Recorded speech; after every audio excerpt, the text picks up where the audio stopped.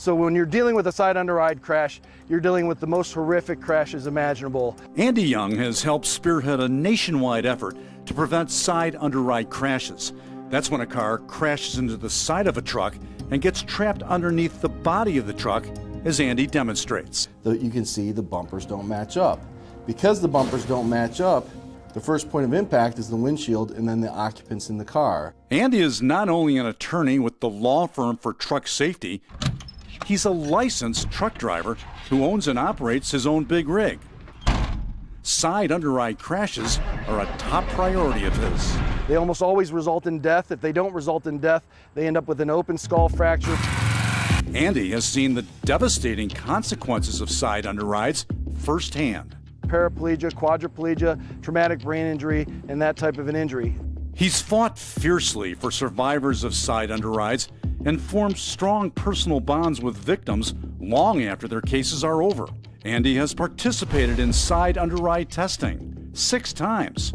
In this test conducted by the Insurance Institute for Highway Safety, it's plain to see why you're unlikely to survive a side underride crash. The reason that is because the safety designs and the safety engineering around your car don't work.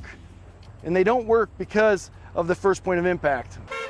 Even if you drive the safest car on the road, Andy says you can toss 5-star safety ratings out the window in a side underride collision, including this one. Oh my God, they're dragging the car. The car was trapped beneath the trailer of the tractor trailer and dragged down the highway. The first point of impact is beyond the hood and into the glass windshield. The second point of impact literally becomes the heads, faces, neck, spine, and chest of the lower profile car's occupants. Andy has provided compelling testimony before Congress, urging lawmakers to implement new safeguards. Andy says hundreds of people a year die needlessly in side underrides. Many fatalities are preventable, he goes on to say, if trucks in this country had the same side guards that are required on trucks in Europe. There's no question this will save a lot of lives. 1, 2, 3, up! And that's why Andy is on a mission to make side guards mandatory in this country. Companies installing them now are doing it voluntarily.